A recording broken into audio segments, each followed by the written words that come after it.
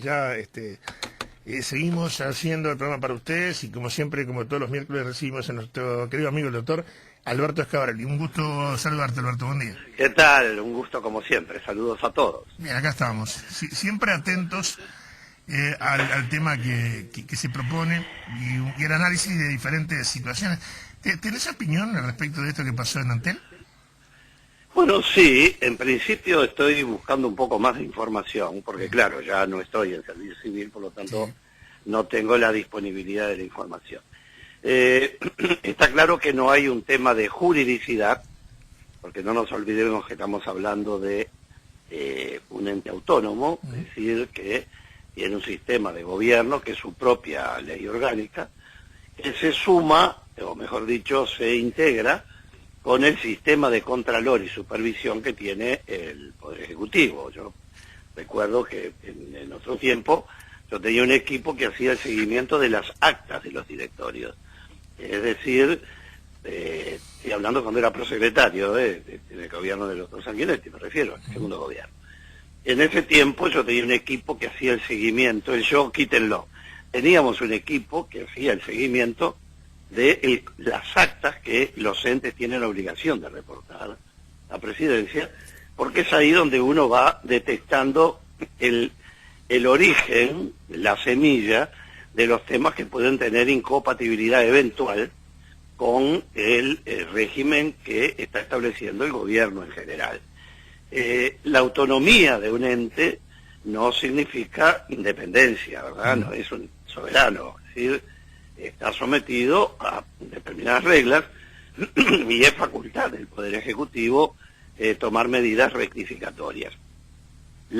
Lo que se está hablando es la regularización de una serie de contratos cuya naturaleza todavía no tengo claro porque no vi, hablan de función pública, pero no tengo claro tampoco si eran contratos laborales o contratos de trabajo, porque es muy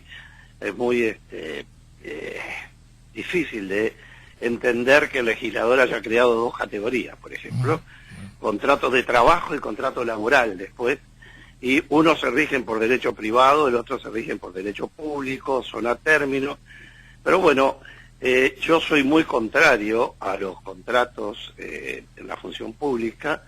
Yo aspiro siempre a darle seguridad al funcionario público y que pueda ser destituido por las causales lógicas en procesos cada vez más rápidos de ineptitud, omisión o delito, para que los que cumplen función en el Estado, y siempre pienso en los inspectores y la gente que puede realmente golpear a la población si llega a mediar mala intención, tengan la garantía de la protección de no depender de la renovación del contrato, que puede depender del talento y la virtud del jerarca que se los renueva. Claro. Y mucho más me preocupa en estos tiempos.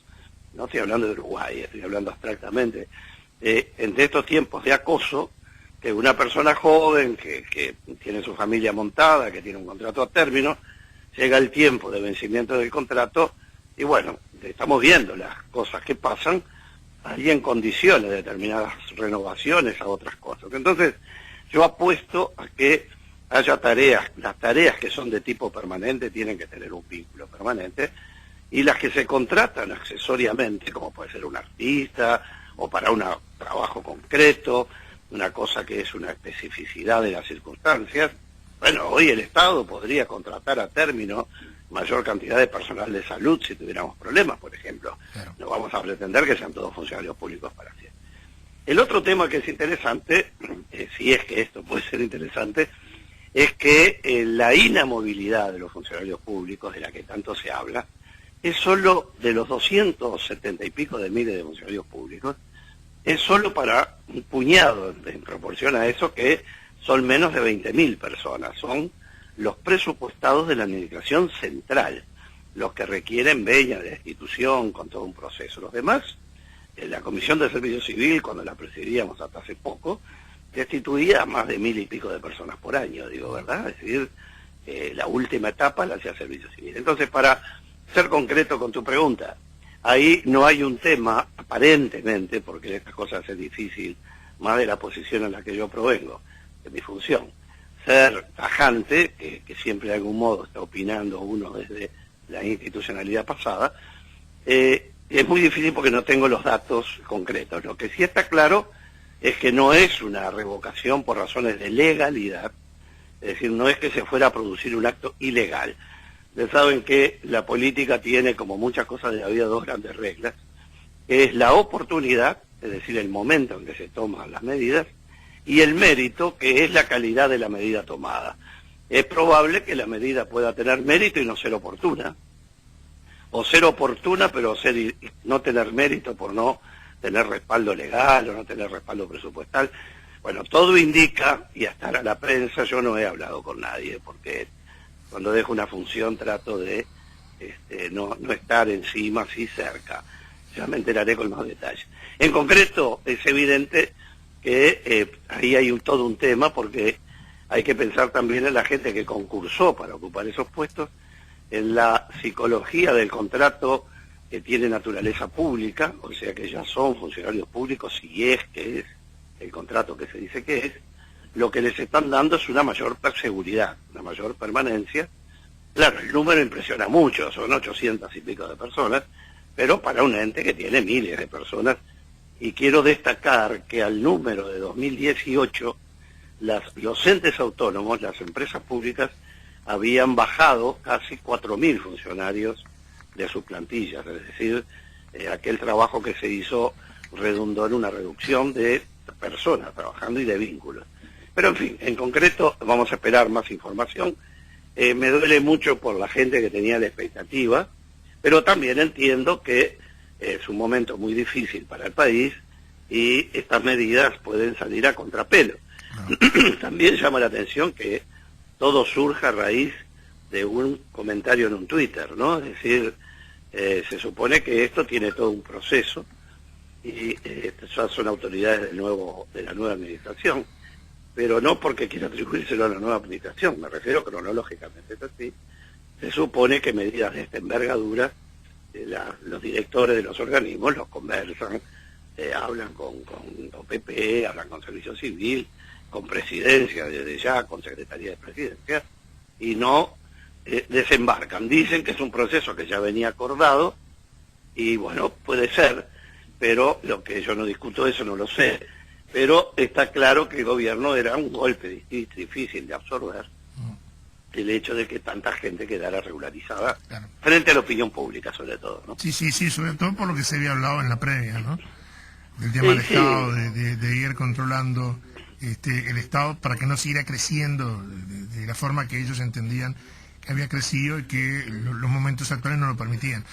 Claro, pero en realidad no es un crecimiento, ¿no? No, es una regularización. Pero adentro de la ladera siguen estando los mismos paquetes, claro, es decir, el mismo monto. Es más, en algunos casos, en la Administración Central, el regularizar significa, no estoy hablando de este caso que no tengo detalles, significa que tienen que ingresar por el puesto más bajo del escalafón. O sea que en algunos casos la regularización implica un ahorro para el Estado. Sí, es un perjuicio para la persona, claro. Claro, al revés.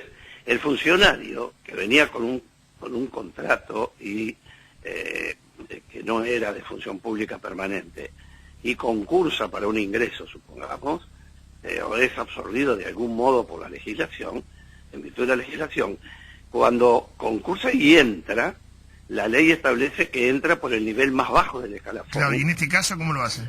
Bueno, este caso no conozco, porque ya digo, no conozco la regularización en qué consistía, si mantenía el mismo estatus y regularizaban lo que... Si es regularizar, puede ser que regularizan el vínculo y también mantienen la retribución, pero es muy frecuente en la Administración Central que las regularizaciones terminen con una disminución del ingreso del funcionario que lo canjea, esa pérdida, por la garantía de que si no es por ineptitud, omisión o delito, que a nadie debieran despedir si no fuera por algo de eso, o que la empresa le quiebre. También en lo privado, cuando se exige notoria mala conducta, es porque hay ineptitud, omisión o delito, no hay otra cosa. Y bueno, no tengo claro todavía esto. Sí digo que aquí hay dos temas importantes. El primero es la imagen pública, en un momento que el gobierno ha hablado de medidas de contención.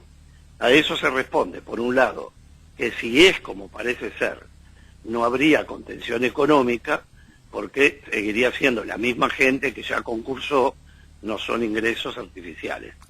Y por otro lado, también es cierto que desde el punto de vista del discurso, mensaje político, a la gente esto no lo va a entender, y evidentemente que no. Y por último, una actitud de las autoridades del ente, que la autonomía no puede ser entendida como lanzarse directamente a tomar una decisión de esta envergadura con 800 funcionarios sin tener una visión del presidente de la República, que del Poder Ejecutivo. Es que después pueden decirle que no. Esa es otra historia, ¿no? Es decir, y verán lo que pasa. Pero lo que no es bueno es que la presidencia se entere por un Twitter o por un mensaje de las redes y sea reactiva a esta situación, porque deja mal parado al sistema, lo deja un poco desacomodado, pero también es cierto que es una reacción a tiempo en la que, como digo, coliden, chocan la expectativa muy sana de los funcionarios que concursaron con la expectativa de que pudieran llegar a una regularización futura, con lo que todo significa, lo que significa, aunque no se transformaría en inamovible, porque es un ente autónomo, y la inamovilidad, como les dije, es solo para la Administración Central, es decir, Presidencia de la República y 13 ministerios, bueno, que ahora van a ser 14, ¿no? Es decir, porque achicamos más o menos. Ahora vamos a crear un ministerio nuevo, que antes estaba todo en vivienda y ahora se divide, y eso obviamente genera toda una nueva estructura administrativa, edilicia, o se compartirá otro edificio, no sé, pero es toda una estructura administrativa, jurídica, administración de personal, liquidación de sueldos, en fin, es un ministerio nuevo, por lo tanto vamos a pasar a tener 14 ministerios más la Presidencia de la República, que componen el Poder Ejecutivo, ¿no? Bien. Alberto, nosotros hemos venido analizando la situación global del tema de la pandemia, pero hoy, si me permitís, yo te quiero pedir una licencia, porque me interesaría tu análisis para la fecha de hoy. Sí, en hoy realidad... se celebra la 25ª Marcha del Silencio, en forma virtual, respetando ¿verdad?, el momento que vivimos, este tema del distanciamiento, marchas que habitualmente son multitudinarias, pero que desde quien organiza se han manejado de manera muy inteligente. Son personas muy sensibles, que saben que el mensaje que ellos llevan es muy fuerte, y han tenido posibilidad de divulgarlo. Hay algunas personas que hablan de los desaparecidos y los ausentes, ¿no? Viste que hay mucha gente que nunca más se supo, y quieren comparar con esto. Yo digo que no hay punto de comparación. Hay gente que busca la confrontación dentro de esta marcha, y yo digo que eso es una realidad que tienen que analizarla otros, no nosotros, porque algunos partícipes de esta historia todavía están con vida y podrían de repente brindar algo al respecto. Pero digo, ¿qué análisis haces de esta 25ª Marcha del Silencio, tan especial en este caso, para hacerse de forma virtual, el contenido de la marcha? Me gustaría tener tu opinión. Sí, con mucho gusto. Hace unos días publiqué en Facebook una opinión sobre esto.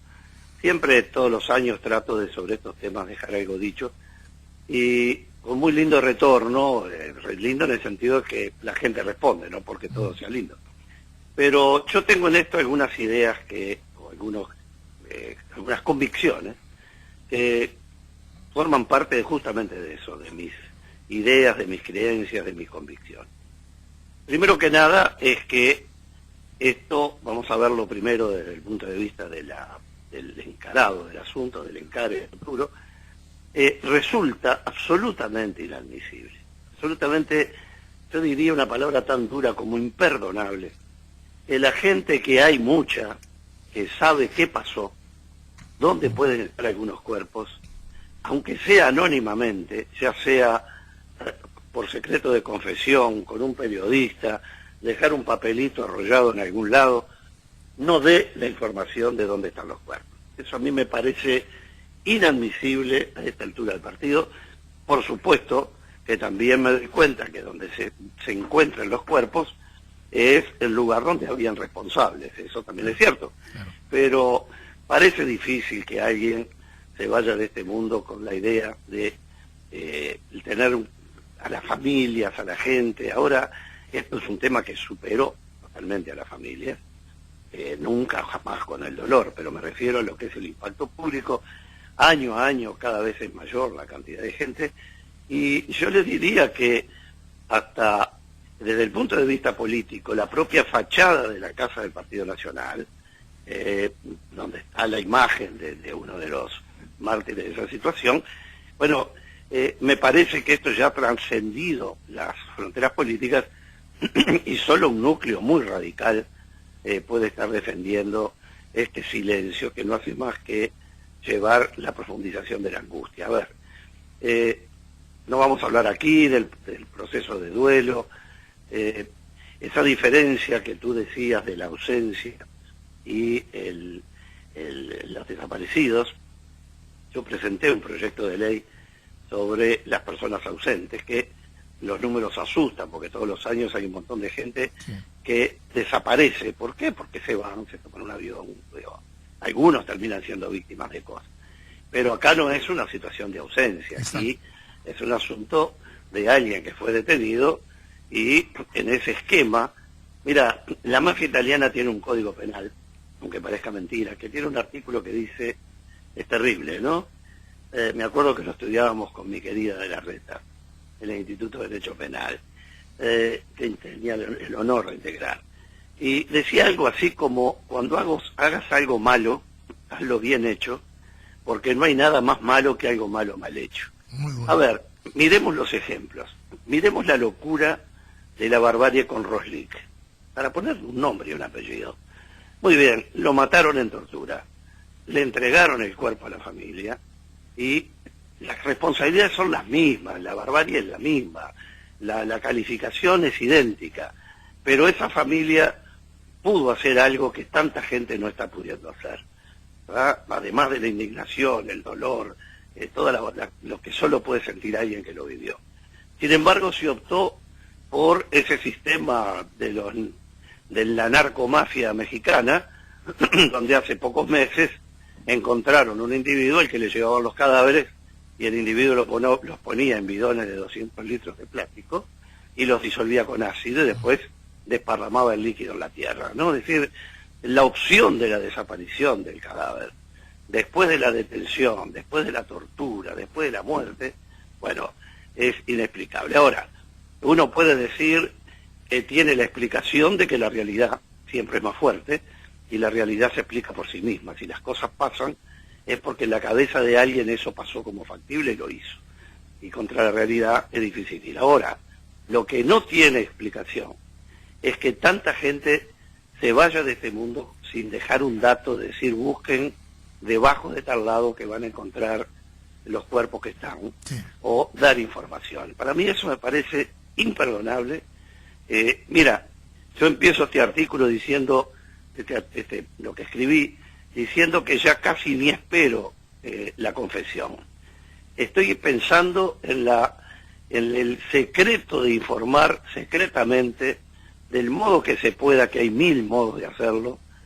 Mire, hay tantos cuerpos en tal lado, no es tanto pedir, y me parece que esto va a pasar. Y la otra cosa es que en un tiempo me pareció muy original, muy lógico el concepto de el expresidente Mujica, cuando decía, mientras estén vivos o estemos vivos los que participaron en ese proceso, esto no va a tener arreglo. Y uno podía interpretar como que pasada la generación que vivió esos tiempos de locura, las cosas iban a cambiar.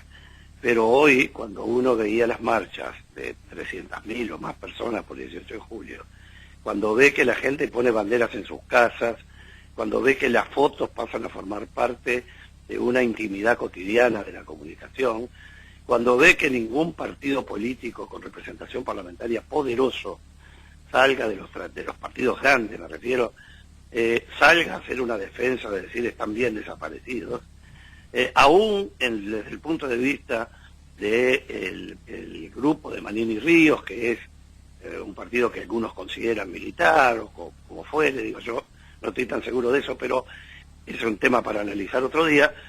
pero no da para reivindicar la desaparición. Entonces, lo que quiero decir con esto es que reviso mi creencia de que desaparecida una generación que fue parte del conflicto, esto se va a ir extinguiendo. Yo creo que ya forma parte de el ser nacional. Las naciones, yo siempre digo, ¿cuál es la diferencia entre un aeropuerto que viajan todos los años, pasan hasta 80, 100 millones de personas, y un país?